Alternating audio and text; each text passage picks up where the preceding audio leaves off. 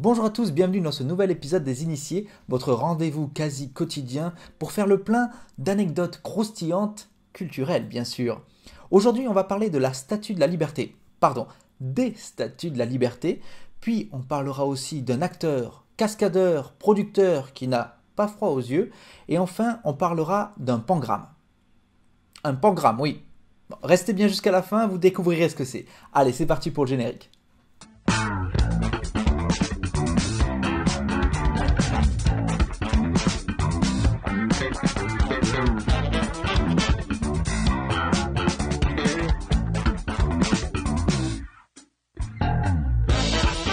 La Statue de la Liberté.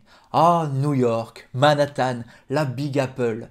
Et en plus, vous savez que c'est une œuvre française et que vous pouvez la trouver à Paris, en 6 exemplaires. Et oui, aujourd'hui, un des monuments les plus célèbres des États-Unis, elle a été offerte par la France en signe d'amitié entre les deux nations et possède quelques petites sœurs en France. 6 statues de la liberté se cachent dans Paris. Si vous vous baladez à Paris, vous aurez peut-être la chance de les apercevoir, mais encore faut-il savoir où elles se trouvent. La première, et c'est peut-être la plus connue, est sur l'île aux Cygnes. Elle regarde dans la direction de New York. La deuxième brandit sa torche dans le jardin du Luxembourg. Pour la troisième, on passe du 6e au 7e arrondissement et il faut rentrer au musée d'Orsay dans la grande galerie principale.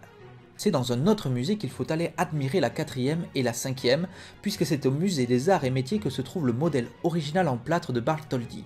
Vous la trouverez à l'intérieur du musée. Et sa réplique en cuivre, réalisée avec Gustave Eiffel, se trouve à l'extérieur. Et enfin, pour voir la 6e et ultime statue, il faut se rendre sur la place Michel-Debré. Oui, je sais, c'est un centaure, mais regardez plus précisément. Dans son torse, la statue cache une petite liberté éclairant le monde. Avec tous ces flambeaux allumés dans la capitale, la Dame de Fer n'a pas fini d'éclairer la liberté. Et maintenant, c'est un acteur qu'on ne présente plus. Certains l'adorent, d'autres le détestent. Et pourtant, si les mots « prise de risque pour un rôle » devaient porter un nom propre, ce serait bien celui de Tom Cruise. L'acteur, que l'on verra bientôt à l'affiche de la suite de Top Gun, a depuis des années maintenant impressionné le public avec des cascades complètement folles qu'il a lui-même réalisées, et notamment pour la série des Missions Impossibles, qui d'ailleurs porte bien leur nom.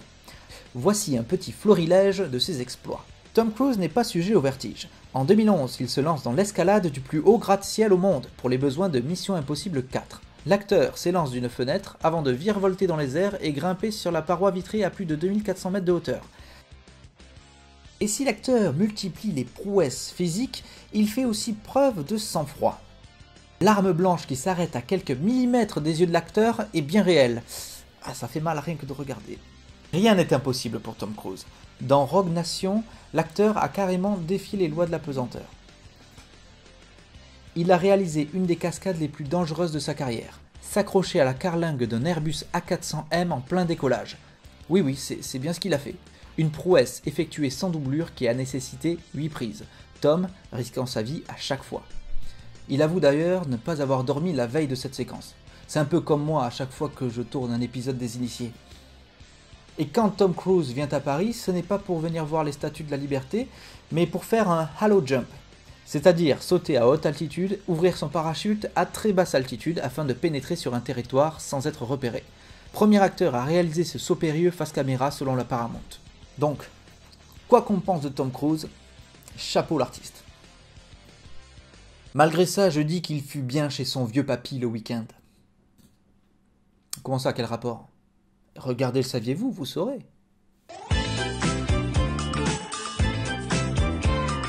Cette phrase, malgré ça, je dis qu'il fut bien chez son vieux papy le week-end, est un pangramme.